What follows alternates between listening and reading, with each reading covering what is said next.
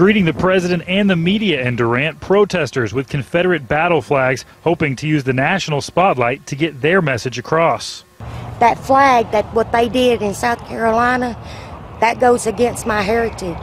Stephanie Edge and a couple dozen protesters lined the streets leading to Durant High School wearing and waving Confederate battle flags, but they say they don't mean it as a symbol of hate.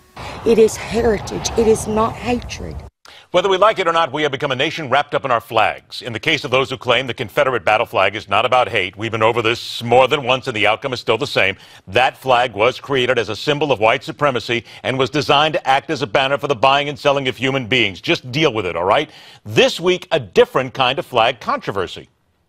Tennessee Republican Congressman Scott DeJarlais joins us. Congressman, the flag was lowered to half-staff for Sandy Hook, Fort Hood, but not for Chattanooga. What's your reaction to that, sir? It needs to happen. It needs to happen soon. What, do you think it will?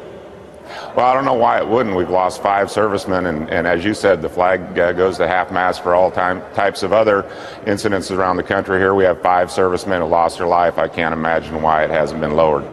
Point of order, gentlemen. The U.S. Code Title IV, which deals with the American flag, distinctly points out the lowering of the American flag is not an automatic and actually has a protocol. There are 2 ways in which the flags can be ordered to be lowered to half-staff. First, by statute, there are a number of times in which the U.S. flag is lowered upon the death of the president or vice president, a member of Congress, a member of the cabinet, a sitting Supreme Court justice. Congress has actually ordered that the flag be lowered to half-mast for a period of time. In addition, the president himself or herself has the discretion to lower the flag in other instances. The lowering of a flag to half-staff is thus only automatic at certain times already in the U.S. Code. At other times, clearly stated, in the event of the death of other officials or foreign dignitaries, the flag is to be displayed at half-staff according to presidential orders or in accordance with recognized customs or practices not inconsistent with law. This became a rather heated issue driven at light speed by yours truly on social media recently when it became apparent that many of our lawmakers, citizens, plenty of media types had no clue when a flag is lowered or why. Governors can lower a flag practically at will, but lowering the flag at the White House or on a presidential order is not always so easy. Which brings us to the current issue of the American flag being lowered for those 5 members of the military who were killed in a Tennessee terrorist attack.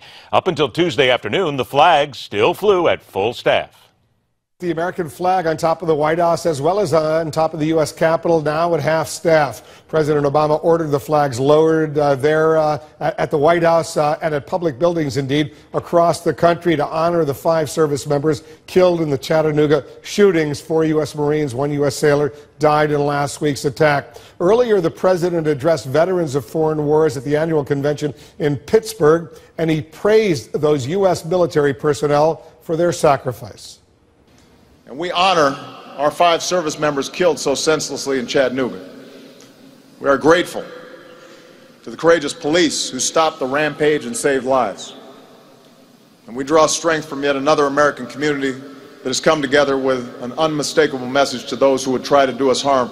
We will not give in to fear. You cannot divide Americans. You can never change our way of life or the values of freedom and diversity that make us Americans. Flags came down immediately after the Newtown shootings, the same day Nelson Mandela died, same day as the Washington Navy Yard shootings, the day after the Boston Marathon bombing, the day after Benghazi. Yet the gunning down of 5 members of the military, not far from their homes, unarmed and easy targets. 5 days go by before you lower the flags.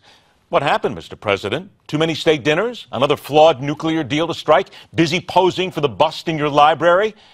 Hey, take it from the son of a military veteran. Terrorists won't divide us. We've got you for that, and you're doing one hell of a job making it happen so far. Look, this is a word I save for only certain people at certain times, and I try not to overuse it. But, Mr. President, whether Republican, Democrat, Independent, black, white, male or female, makes no difference. Your cavalier handling of this instance is nothing less than despicable. You may be President of the United States, but you sure as hell don't represent me, my family, or a lot of people in America. That's my opinion, telling it like it is.